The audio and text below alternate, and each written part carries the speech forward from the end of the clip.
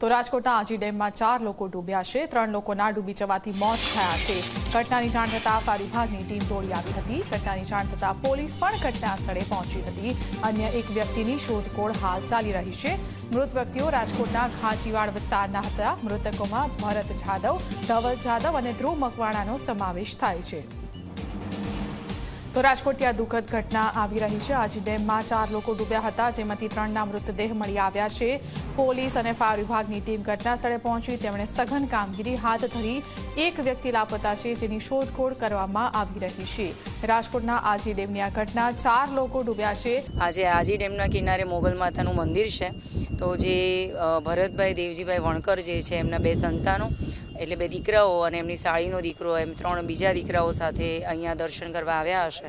પ્રાથમિક માહિતી એવું લાગે છે કે 4-5 વાગ્યાના સુમારે રિક્ષામાં આવ્યા અને પછી એમની રિક્ષા અહીંયા પાર્ક કરી અને ડેમમાં એમાંથી કોઈ એક જણ નાહવા કે હાથ પગ ધોવા ગયું હશે અને એને ડૂબતા બચાવવા માટે બીજા બધા ગયા હશે ને એ રીતે 4 ડૂબવાથી દુઃખદ મરણ થયું છે.